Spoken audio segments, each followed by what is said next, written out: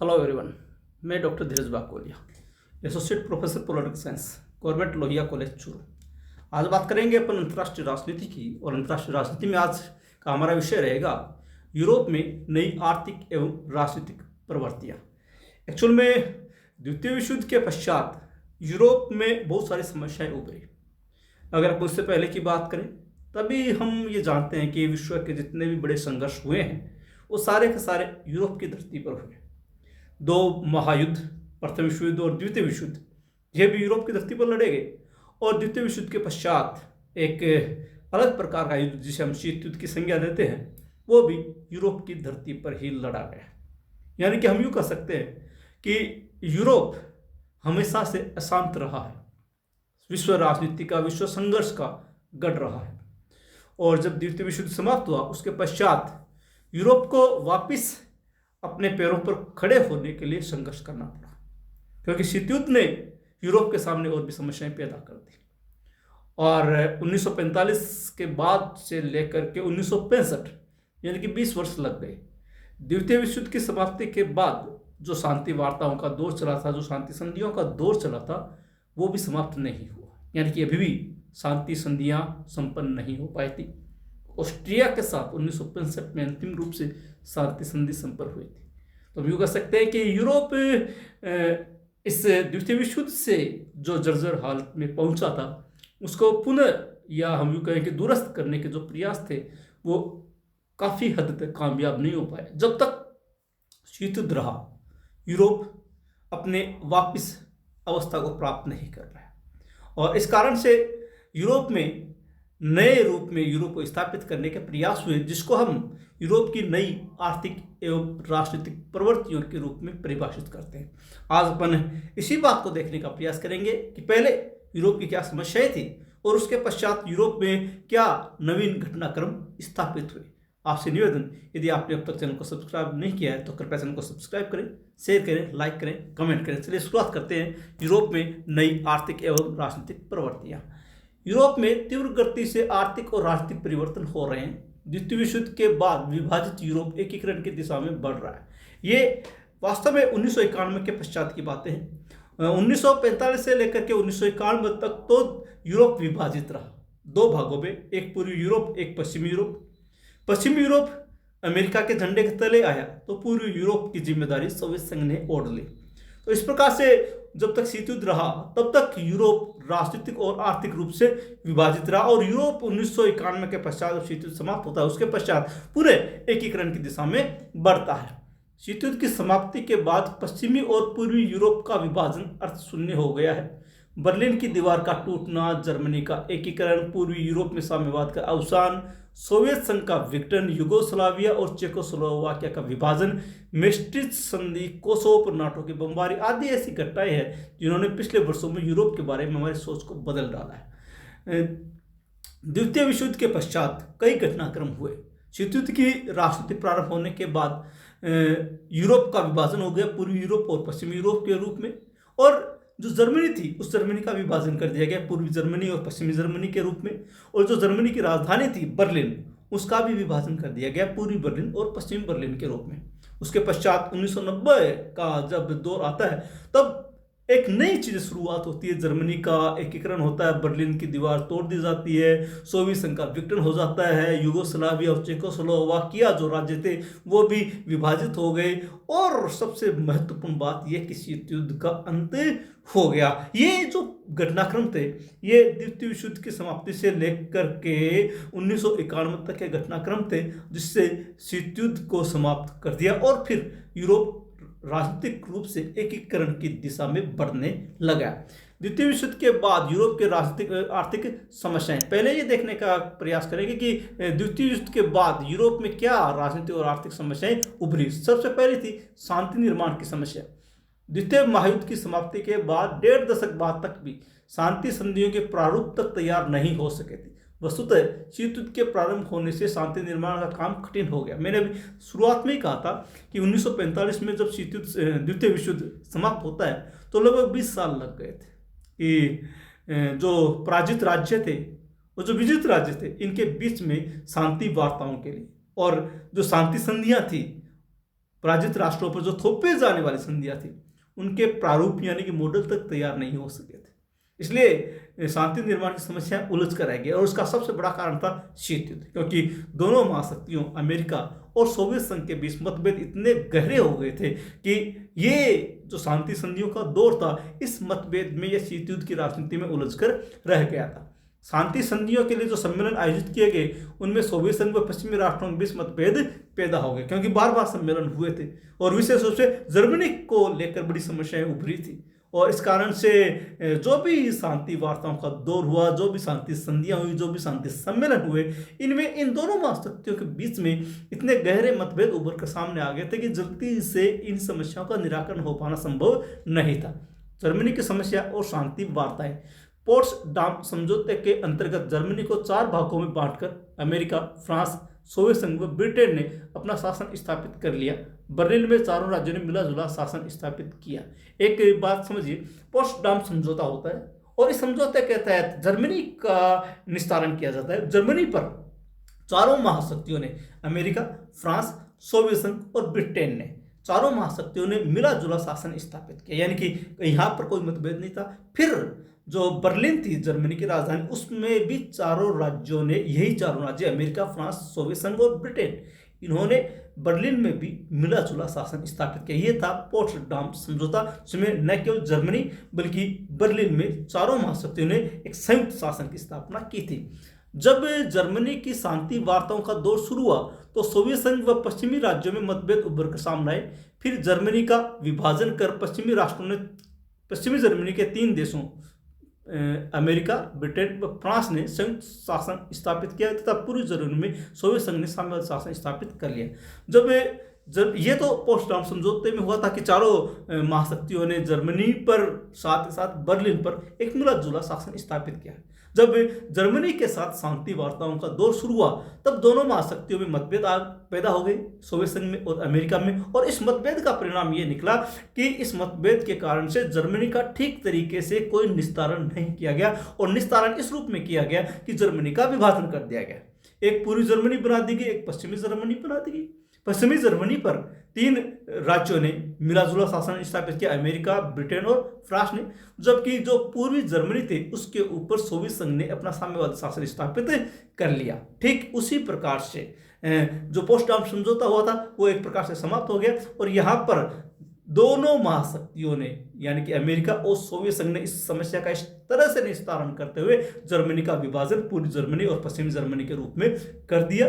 और पश्चिमी जर्मनी में 3 महाशक्तियों ने मिला जुला और पूर्वी जर्मनी पर सोवियत संघ ने अपना साम्यवादी शासन स्थापित किया था। ऑस्ट्रिया से संधि।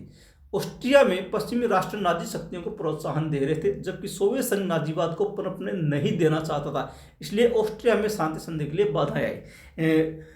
जो पश्चिमी राष्ट्र थे यानी कि अमेरिका, ब्रिटेन और फ्रांस, ये चाहते थे कि ऑस्ट्रिया में नाजीवाद पैदा हो, क्योंकि वो इस नाजीवाद के माध्यम से सोवियत संघ के सामने समस्याएं पैदा करना चाहते थे। और सोवियत संघ चाहता था कि अगर ऑस्ट्रिया में नाजीवाद पैदा हो गया तो उसके लिए समस्या पैदा करेगा, उसके लिए खतरे की घंटी है। इसलिए वो ये नहीं चाहता था कि ऑस्ट्रिया में नाजीवाद की स्थापना हो। और इस कारण से दोनों महाशक्तियों में, अमेरिका में और सोवियत संघ में मतभेद पैदा हो गए। अमेरिका चाहता था कि नाजीवाद की स्थापना हो, जबकि सोवियत संघ चाहता था नाजीवाद वहां पर पैदा न हो पाए। अंत में वर्ष 1965 में शांति संधि हुई, जिसके अनुसार ऑस्ट्रिया जर्मनी के साथ राजनीतिक या आर्थिक संघ का निर्माण नहीं करेगा। इस समस्या का निस्तारण 1965 में जाकर हुआ, 20 साल बाद। और ऑस्ट्रिया के साथ ये संधि संपन्न कर दी गई कि वो किसी भी रूप में जर्मनी के साथ किसी भी प्रकार का कोई संधि या कोई समझौता या कोई संघ का निर्माण नहीं करेगा, विशेष रूप से राजनीतिक और आर्थिक संघ का निर्माण नहीं करेगा। बर्लिन संकट। बर्लिन पर दोनों गुटों का शासन था। पश्चिमी गुट उसमें आर्थिक सुधार करना चाहता था, जो साम्यवादी गुट को मंजूर नहीं था। अभी मैंने आपको कहा था कि जैसे जर्मनी का विभाजन किया गया पूर्वी जर्मनी और पश्चिमी जर्मनी के रूप में, उसी प्रकार से बर्लिन जो जर्मनी की राजधानी थी उसका भी विभाजन पूर्वी बर्लिन और पश्चिमी बर्लिन के रूप में कर दिया गया। पश्चिमी बर्लिन पर तीनों मित्र राष्ट्रों ने, अमेरिका, फ्रांस और ब्रिटेन ने, अपना मिलाजुला शासन स्थापित किया, जबकि पूर्वी बर्लिन पर सोवियत संघ का अधिकार रहा। सोवियत संघ ने बर्लिन की नाकेबंदी करते हुए पश्चिमी राष्ट्रों के लिए समुद्री व भूमि मार्गों को अवरुद्ध कर दिया। पश्चिम ने हवाई मार्गों से लाखों टन सामान बर्लिन पहुंचाना शुरू किया। 14 मई 1949 को दोनों पक्षों में समझौता हो गया। इसको कहते हैं बर्लिन संकट, बर्लिन की नाकेबंदी। एक्चुअल में जब दोनों महाशक्तियों में मतभेद बहुत ज़्यादा बढ़ गए थे, इसलिए सोवियत संघ ने बर्लिन को चारों तरफ से घेर लिया। यूं कहे कि जिस दर से पश्चिमी बर्लिन का जो रास्ता था, उस रास्ते को उसने ब्लॉक कर दिया। उसके जो एक तो समुद्री रास्ता और एक भूमि से जो जुड़ा हुआ रास्ता था, वो उसने बंद कर दिया। इसको बर्लिन की नाकेबंदी के नाम से जाना जाता है। और जब बर्लिन की नाकेबंदी कर दी गई, तो पश्चिमी राष्ट्रों ने इस बात की शिकायत संयुक्त राष्ट्र संघ में की और संयुक्त राष्ट्र संघ ने इसमें हस्तक्षेप भी किया। जो पश्चिमी बर्लिन के लोग थे, जो भूखे मर रहे थे, उनको रसद सामग्री पहुंचाने के लिए पश्चिम के राष्ट्रों ने हवाई मार्गों से लाखों टन खाद्य सामग्री बर्लिन पहुंचाई। आखिरकार संयुक्त राष्ट्र संघ के दबाव में 14 मई 1949 को दोनों पक्षों में समझौता हो गया और सोवियत संघ ने अपनी नाकेबंदी समाप्त कर ली। इस प्रकार से बर्लिन संकट का अंत होता है। यूरोप में आर्थिक पुनरुद्धार के प्रयत्न। यूरोप के आर्थिक पुनरुत्थान के लिए भूखमरी, गरीबी, निराशा एवं अव्यवस्था का सामना करने के लिए मार्शल योजना व ट्रूमैन सिद्धांत के तहत अमेरिका द्वारा पश्चिमी यूरोप के 16 देशों को लाखों डॉलर की सहायता दी गई। एक्चुअल में जो पूर्वी यूरोप था, वो तो पूरा का पूरा सोवियत संघ के अधीन था, और जो पश्चिमी यूरोप था, वो पूरा का पूरा अमेरिका और मित्र राष्ट्रों के अधीन था। पश्चिमी यूरोप जो विश्व युद्ध से काफी प्रताड़ित था, उसको वापस स्थापित करने के लिए, और दूसरी सबसे बड़ी बात कि पश्चिमी यूरोप के कमजोर राज्यों को पूर्वी यूरोप यानी कि सोवियत संघ के गुट में जाने से रोकने के लिए अमेरिका ने दो बड़े प्लान लॉन्च किए। एक प्लान को कहा गया मार्शल योजना और एक को कहा गया ट्रूमैन सिद्धांत। ट्रूमैन जो द्वितीय विश्व युद्ध के बाद, या यूं कहें कि द्वितीय विश्व युद्ध के दौरान राष्ट्रपति रूजवेल्ट के देहांत के पश्चात अमेरिका के राष्ट्रपति बने थे, उन्होंने पश्चिमी यूरोप के लिए आर्थिक सहायता का जो रास्ता खोला, उसको ट्रूमैन सिद्धांत कहा गया। और मार्शल जो उस समय विदेश सचिव थे, जॉन मार्शल, उन्होंने पश्चिमी यूरोप के गरीब देशों के लिए जो आर्थिक सहायता प्रदान की, उसको मार्शल योजना का नाम दिया गया। तो पश्चिमी यूरोप के आर्थिक पुनरुद्धार के लिए अमेरिका ने दो प्लान बनाए, एक मार्शल योजना और एक ट्रूमैन सिद्धांत, ताकि पश्चिमी यूरोप को सोवियत संघ के खेमे में जाने से रोका जा सके। इस काल में कई संगठन अस्तित्व में आए, जिनका उद्देश्य यूरोपियन व्यापार को सुविधाजनक बनाना, चुंगी व्यवस्था को पूर्णतः समाप्त करना तथा यूरोपियन वित्त व्यवस्था का निर्माण करना था। ये जो समय था द्वितीय विश्व युद्ध के पश्चात, जो यूरोप के एकीकरण की दिशा में था, उसमें कई संगठन सामने आए और उनका सबका उद्देश्य यही था कि यूरोप का पुनः आर्थिक पुनरुद्धार करना है, यूरोप को पुनः अपने पैरों पर खड़े करना है। इसमें मुख्य थे बेनिलक्स जो 1944 में बना, यूरोपियन आर्थिक समुदाय संगठन 1948, यूरोप की परिषद 1949, यूरोपियन अदायगी संघ 1950, यूरोपियन कोयला तथा इस्पात संघ 1952, यूरोपियन आणविक शक्ति समुदाय 1958, यूरोपीय साझा बाजार 1958, यूरोपीय मुक्त बाजार संघ 1960, आर्थिक सहयोग और विकास संगठन 1961 आदि। ये वो संगठन है जो 1945 के बाद से लेकर के यूरोप के पुनरुत्थान के लिए, विशेष रूप से आर्थिक पुनर्निर्माण के लिए बनाए गए थे। पश्चिम यूरोप की सैनिक सुरक्षा। शीत युद्ध ने पश्चिमी यूरोप को सैन्य संधियों के लिए प्रोत्साहित किया। सैनिक सुरक्षा की दृष्टि से डंकर्क संधि 1947, नाटो 1949, यूरोपियन प्रतिरक्षा समुदाय 1952 तथा ब्रुसेल संधि 1954, इसे पश्चिमी यूरोप संघ भी कहते हैं, जैसे संगठन बने। ये पश्चिमी यूरोप को सैन्य सुरक्षा प्रदान करने का एक जरिया था, क्योंकि पश्चिमी यूरोप के लिए अमेरिका को यह डर था कि ये गरीब राज्य हैं, कमजोर राज्य हैं, कहीं ये सोवियत प्रभाव में नहीं चले जाए, कहीं इन पर साम्यवादी शासन की स्थापना नहीं हो जाए, कहीं इनमें सोवियत संघ हस्तक्षेप करके इनमें अपनी सैनिक शक्ति के माध्यम से इनको अपना पिछलग्गू ना बना ले। इसलिए पश्चिमी यूरोप की सैन्य सुरक्षा की जानी आवश्यक थी और इसके लिए अमेरिका के नेतृत्व में ये कुछ संधि संगठन बने, सैनिक संधि या सैन्य गठबंधन। इन जैसे डंकर्क संधि 1947 में, नाटो जो आज भी कायम है 1949 में बना, यूरोपियन प्रतिरक्षा समुदाय 1952 में और ब्रुसेल संधि 1954 में। इनका उद्देश्य था पश्चिमी यूरोप को सैन्य सुरक्षा प्रदान करना और पूरी यूरोप यानी कि सोवियत संघ के प्रभाव को समाप्त करना। पूर्वी यूरोप का सैनिक और आर्थिक एकीकरण, पश्चिमी यूरोप का राजनीतिक, आर्थिक और सैनिक एकीकरण अमेरिका के नेतृत्व में होने के कारण से इसकी प्रतिक्रिया सोवियत संघ पर हुई। सोवियत संघ ने पूर्वी यूरोप के देशों पर अपना नियंत्रण और भी कठोर कर दिया। जो अपन ने ऊपर की बातें की, जो पश्चिमी यूरोप के लिए अमेरिका के नेतृत्व में हुआ, जब पश्चिमी यूरोप को अमेरिका ने सुरक्षा प्रदान कर दी तो इसकी प्रतिक्रिया सोवियत संघ में होना लाजमी था। और सोवियत संघ के अधीन जो देश थे उनको सुरक्षित करने के लिए सोवियत संघ ने उनके ऊपर अपना कठोर नियंत्रण स्थापित कर दिया और एक सैन्य गठबंधन बनाया 1955 में, जिसे हम वार्सा पैक्ट के नाम से जानते हैं। और वार्सा पैक्ट के माध्यम से पूर्वी यूरोप के देशों को सैन्य सुरक्षा प्रदान करने का कार्य सोवियत संघ ने किया था। यूरोप में नई आर्थिक और राजनीतिक प्रवृत्तियां 1945 से 1990 तक। 1969 के बाद अमेरिका और सोवियत संघ की विदेश नीतियों में व्यापक परिवर्तन आने लगा। अब वे टकराव के स्थान पर संवाद की कूटनीति अपनाने लगे, जिससे यूरोप में नई आर्थिक और राजनीतिक प्रवृत्तियां उभरने लगी। 1969 में अमेरिका के राष्ट्रपति बनते हैं रिचर्ड निक्सन, और रिचर्ड निक्सन के बनने के पश्चात दोनों ही देशों की सोच में परिवर्तन आया। और 1970 के पश्चात का समय अंतर्राष्ट्रीय राजनीति में देतांत या तनाव शैथिल्य का समय कहा जाता है। इसमें दोनों महाशक्तियों में तनाव में कमी आई, दोनों महाशक्तियां एक दूसरे के करीब आई और दोनों महाशक्तियों में विभिन्न प्रकार के संधि समझौते संपन्न हुए।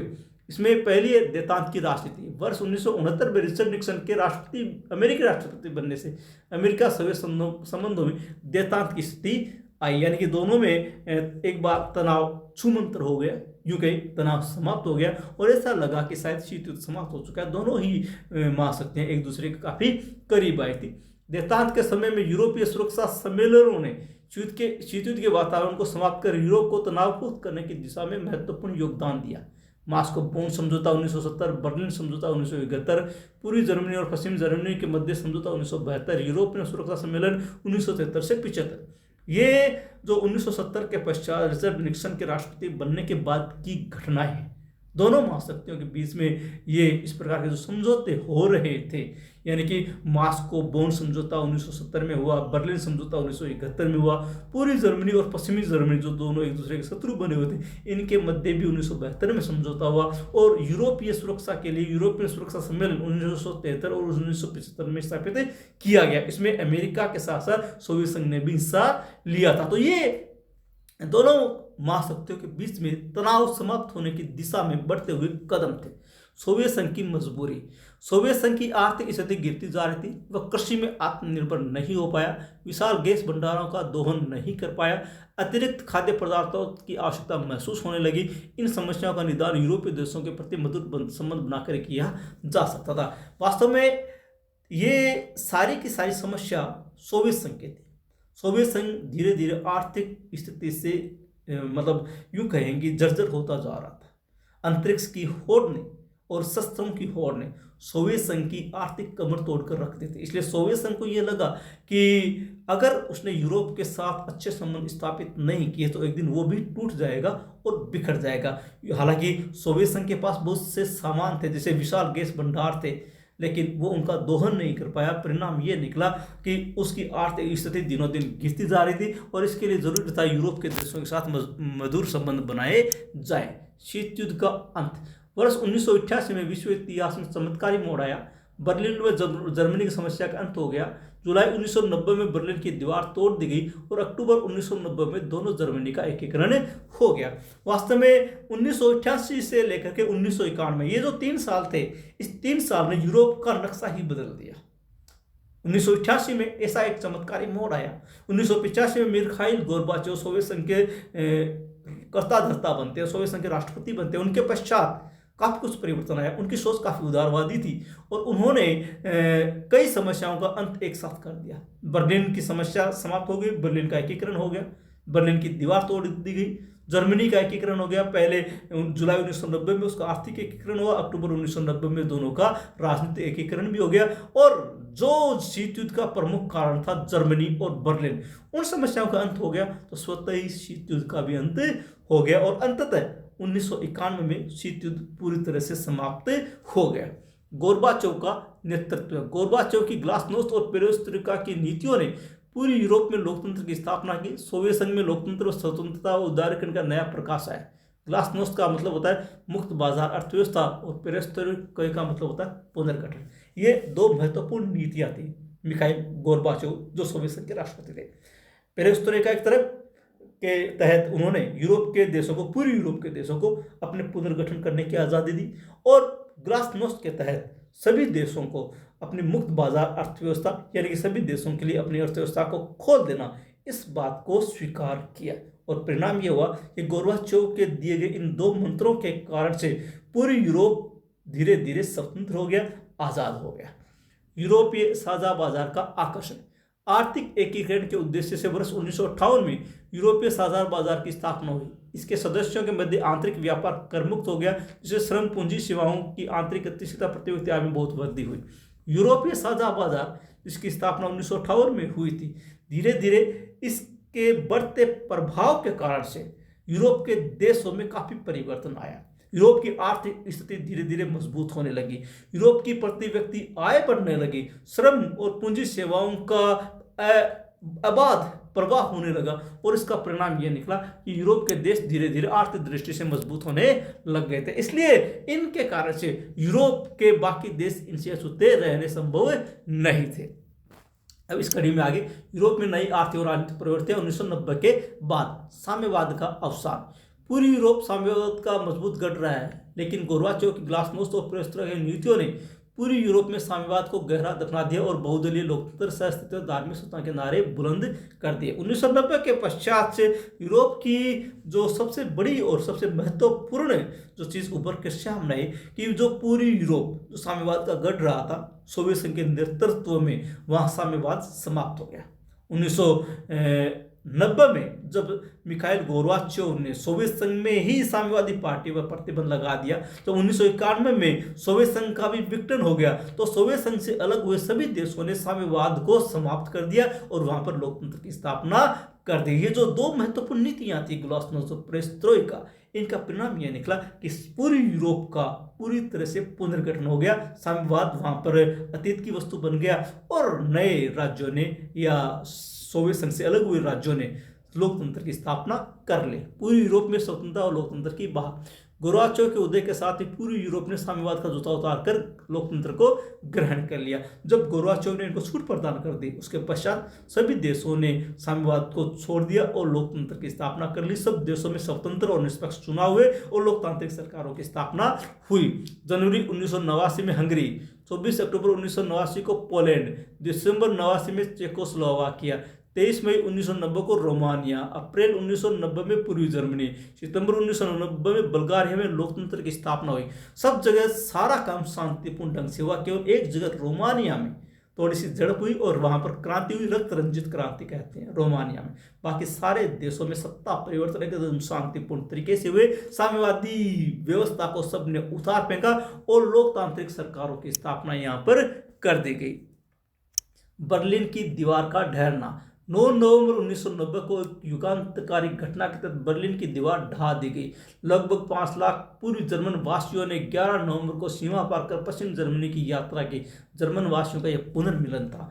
यह ऐतिहासिक दिन है यूरोप के इतिहास का। 9 नवंबर 1989 इस दिन बर्लिन की दीवार तोड़ दी गई और इसका परिणाम ये निकला कि दोनों जर्मनी के लोग आपस में मिले। पूर्वी जर्मनी के 5 लाख लोगों ने एक दिन में 11 नवंबर को पश्चिमी जर्मनी की यात्रा की और सब लोग आपस में मिले। ये एक प्रकार से भरत मिलाप की तरह था कि दोनों जर्मनी आज एक हो रहे थे। जर्मनी का एकीकरण। 3 अक्टूबर 1990 को जर्मनी का पुनः एक राष्ट्र के रूप में अवतरित हुआ। 9 नवंबर 89 को बर्लिन की दीवार का ढहना। 18 मार्च 90 को पूर्वी जर्मनी में स्वतंत्र चुनाव होना। 1 जुलाई 1990 को दोनों जर्मनी का आर्थिक एकीकरण होना। ऐसी घटनाएं थी जिससे जर्मनी का एकीकरण का रास्ता साफ हो गया। दूसरी महत्वपूर्ण जो तिथि आती है वो है 3 अक्टूबर 1990।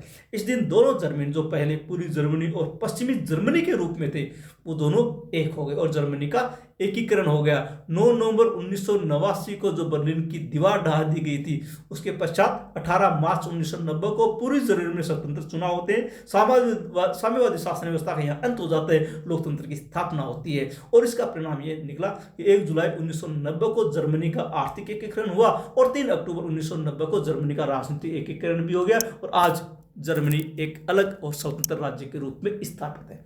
शीत युद्ध का अंत। वर्ष 1989 में शीत युद्ध के मूल कारणों की समाप्ति हो गई। बर्लिन की दीवार का पतन हो गया, जर्मनी का एकीकरण हो गया, वार्सा पैक्ट को भंग कर दिया गया आदि ऐसी घटनाएं थी जिसने शीत युद्ध अतीत की वस्तु बन गया। वास्तव में इसका मुख्य कारण सोवियत संघ में उभरता आर्थिक और राजनीतिक संकट था। और 1989 के पश्चात ये जो 2 साल थे उसका परिणाम ये निकला कि इसमें इतनी उथल पुथल हुई थी कि शीत युद्ध समाप्त हो गया। तो शीत युद्ध के मुख्य कारण थे बर्लिन की दीवार और जर्मनी का विभाजन, ये समाप्त हो गया। बर्लिन की दीवार तोड़ दी गई, दोनों जर्मनी का एकीकरण हो गया और वार्सा पैक्ट को भी भंग कर दिया गया और इस प्रकार से शीत युद्ध का अंत हो गया। वास्तव में शीत युद्ध के अंत का सबसे मुख्य कारण था सोवियत संघ में उभरता हुआ आर्थिक संकट, सोवियत संघ का विघटन।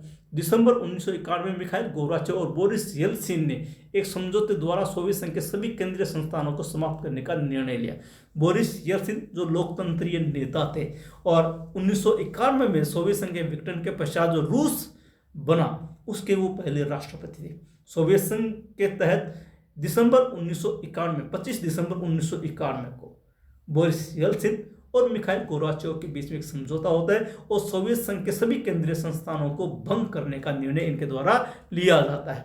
गोर्बाचेव ने पार्टी महासचिव पद से त्यागपत्र दे दिया, इसकी केंद्रीय समिति को भंग कर दिया, पार्टी की जायदाद का राष्ट्रीयकरण कर दिया और 25 दिसंबर 1991 को सोवियत संघ का औपचारिक विघटन कर दिया गया। ये सब कुछ गोर्बाचेव के हाथों से हुआ। गोर्बाचेव ने खुद भी पार्टी महासचिव के पद से त्यागपत्र दे दिया और जो साम्यवादी पार्टी की केंद्रीय समिति थी उसको भी भंग कर दिया, पार्टी की जितनी भी जायदाद थी उसका राष्ट्रीयकरण कर दिया और 25 दिसंबर 1991 को सोवियत संघ के विघटन पर उन्होंने औपचारिक रूप से हस्ताक्षर कर दिए और इसके साथ ही सोवियत संघ का भी विघटन हो गया। वार्सा पैक्ट को भंग करना। वर्ष 1955 में निर्मित वार्सा पैक्ट जो सोवियत संघ व 7 साम्यवादी राष्ट्रों का सैन्य गठबंधन था, शीत युद्ध की समाप्ति के साथ ही वार्सा पैक्ट को भी 1 जुलाई 1991 को भंग करने का समझौता संपन्न हो गया। 1955 में जो वार्सा पैक्ट बना था उसका उद्देश्य था पूर्वी यूरोप के देशों को सैनिक सुरक्षा प्रदान करना। जैसे नाटो के तहत अमेरिका ने पश्चिमी यूरोप के देशों को सैन्य सुरक्षा प्रदान की थी, वैसे ही वार्सा पैक्ट के तहत सोवियत संघ ने पूर्वी यूरोप के देशों को सैनिक सुरक्षा प्रदान की थी। इसको भी आखिरकार समाप्त करने का निर्णय लिया गया और 1 जुलाई 1991 को वार्सा पैक्ट भी समाप्त कर दिया गया। नाटो की नई भूमिका पर विचार। सोवियत संघ के विघटन के बाद नाटो शांत हो गया, लेकिन वर्ष 1997 में नाटो एकदम सक्रिय होते हुए वार्सा संधि के 3 पूर्व सदस्यों हंगरी, पोलैंड और चेक गणराज्य को अपनी सदस्यता प्रदान कर दी, जिसे रूस नाराज हुआ। हालांकि बाकी सारे के सारे सैन्य गठबंधन समाप्त कर दिए गए थे, वार्सा पैक्ट भी समाप्त हो गया था, लेकिन नाटो समाप्त नहीं हुआ। शीत युद्ध समाप्त हो गया था, सोवियत संघ भी समाप्त हो गया था और एक प्रकार से नाटो शांत हो गया। लेकिन 1997 में नाटो एकदम से सक्रिय हुआ और नाटो ने वार्सा पैक्ट संधि के या सोवियत संघ के 3 राज्यों को, पूर्व राज्यों को उसने अपनी सदस्यता प्रदान कर दी, हंगरी, पोलैंड और चेक गणराज्य। जब नाटो को वार्सा पैक्ट के और सोवियत संघ के पूर्व देशों को सदस्यता प्रदान की तो रूस इससे नाराज हुआ और ये एक नई नाटो की भूमिका थी। 24 मार्च 1999 को नाटो ने बिना संयुक्त राष्ट्र संघ की स्वीकृति के यूगोस्लाविया पर बमबारी कर उसकी संप्रभुता का हनन किया, जिसकी सर्वत्र आलोचना हुई। ये नाटो की नई भूमिका। अब कहीं पर भी कोई भी घटनाक्रम होता है, कहीं पर भी कार्रवाई होती है, वो सब नाटो के तहत होती है। और नाटो ने 24 मार्च 1999 को यूगोस्लाविया पर भी बमबारी की थी और इस बमबारी में संयुक्त राष्ट्र संघ की कोई भूमिका नहीं थी, ना ही उससे पूछा गया था, बल्कि उसकी अवहेलना की गई थी। इसलिए पूरा विश्व और विश्व स्तर पर उसकी आलोचना हुई थी। बाजारोन्मुख अर्थव्यवस्था। सोवियत संघ की अर्थव्यवस्था चरमराने से साम्यवादी राज्यों में बाजारोन्मुख अर्थव्यवस्था, स्वतंत्र राजनीतिक प्रणाली अपनाई जाने लगी। आज पूरी सोवियत गणराज्यों तथा पूरी यूरोप के देशों में बाजार व्यवस्था लागू कर दी गई। सार्वजनिक उपक्रमों के निजीकरण का आंदोलन जोर पकड़ता जा रहा है। अब पूरे के पूरे यूरोप के देश जो कभी सोवियत संघ के अधीन हुआ करते थे, उन सब ने बाजारोन्मुख अर्थव्यवस्था अपना ली। इसका परिणाम यह हुआ कि अब सारे के सारे पूर्वी यूरोप के वो साम्यवादी देश जो लोकतांत्रिक हैं, उन्होंने अपनी अर्थव्यवस्था का एकीकरण पूरे विश्व की अर्थव्यवस्था के साथ कर लिए और उनकी अर्थव्यवस्था खुली अर्थव्यवस्था बन गई, जिसके कारण से वो विश्व के किसी भी देश के साथ किसी भी तरह का व्यापार करने के लिए स्वतंत्र है। यूगोस्लाविया का विघटन। जुलाई 1946 के संविधान द्वारा 6 गणराज्यों सर्बिया, क्रोएशिया, स्लोवेनिया, मेसिडोनिया, मोंटेनिग्रो व बोस्निया हर्जेगोविना का संघीय गणराज्य घोषित किया गया। सबसे पहले हम बात करें यूगोस्लाविया की स्थापना की। इसकी स्थापना जुलाई 1946 में होती है। 6 राज्यों ने मिलकर एक नए संघ राज्य का निर्माण किया था। जैसे कि अमेरिका जब सबसे पहले अस्तित्व में आया तो 13 राज्यों ने मिलकर संयुक्त राज्य अमेरिका का निर्माण किया था। उसी प्रकार से 6 राज्यों ने 77 देशों ने मिलकर यूगोस्लाविया का निर्माण किया था जुलाई 1946 में। ये 6 राज्य थे: सर्बिया, क्रोएशिया, स्लोवेनिया, मैसिडोनिया, मोंटेनिग्रो और बोस्निया हर्जेगोविना। दिसंबर 1991 में विघटित यूगोस्लाविया में 6 अंतर्राष्ट्रीय इकाइयां Slovenia, Croatia, Bosnia Herzegovina, Macedonia तथा सर्बिया एवं मोंटेनिग्रो अस्तित्व में आए, जिनका अंतर्राष्ट्रीय समुदाय ने मान्यता भी दे दी। जो जुलाई 1946 में यूगोस्लाविया स्थापित हुआ था, दिसंबर 1991 में यूगोस्लाविया का विघटन हो गया और विघटन के परिणाम स्वरूप 6 देश अस्तित्व में आए। याद रखिएगा, आज यूगोस्लाविया नाम का कोई भी देश विश्व मानचित्र पर नहीं है। यूगोस्लाविया का विघटन हुआ और 6 नए देश बने: Slovenia, Croatia, Bosnia Herzegovina, Macedonia और सर्बिया एवं मोंटेनिग्रो। पहले जब गणराज्य बना था बोस्निया हर्जेगोविना एक साथ थे, अब बोस्निया भी अलग हो गया, हर्जेगोविना भी अलग हो गया और सर्बिया और मोंटेनिग्रो अलग अलग थे, तो अब वो सर्बिया एवं मोंटेनिग्रो के नाम से एक देश के रूप में अस्तित्व में आए। यानी कि हम यूँ कह सकते हैं कि यूगोस्लाविया का नया प्रतिनिधित्व वो सर्बिया एवं मोंटेनिग्रो था। नए यूगोस्लाविया में सर्बिया एवं मोंटेनिग्रो थे। ये भी 3 जून 2006 को पृथक राज्य के रूप में अलग हो गए। 1991 में जब यूगोस्लाविया का विघटन हुआ तो उसके स्थान पर एक नया राज्य उभरा, सर्बिया एवं मोंटेनिग्रो। आखिरकार 3 जून 2006 को सर्बिया एवं मोंटेनिग्रो भी अलग अलग हो गए। चेकोस्लोवाकिया का विभाजन। लगभग 75 वर्ष तक एक देश के रूप में रहने वाले चेकोस्लोवाकिया का जनवरी 1993 में 2 गणराज्यों, चेक गणराज्य और स्लोवाकिया गणराज्य के रूप में विभाजित हो गया। ये विभाजन पूर्णतया शांतिपूर्ण ढंग से हुआ था। यूरोप बदलता जा रहा है। यूगोस्लाविया का विभाजन हुआ, सोवियत संघ का विभाजन हुआ और चेकोस्लोवाकिया का भी विभाजन हो गया। चेकोस्लोवाकिया जो 75 वर्षों से एक देश के रूप में थे, आखिरकार जनवरी 1993 में ये भी विभाजित हो गए। 2 अलग देश बने, चेक गणराज्य और स्लोवाकिया गणराज्य। 1989 से 1991 के बीच में सोवियत संघ का विघटन हुआ, 1991 में यूगोस्लाविया का विघटन हुआ और 1993 में चेकोस्लोवाकिया का विभाजन हो गया या विघटन हो गया। इस प्रकार से यूरोप धीरे धीरे बदलता जा रहा है और अब यूरोप का एकीकरण करना है।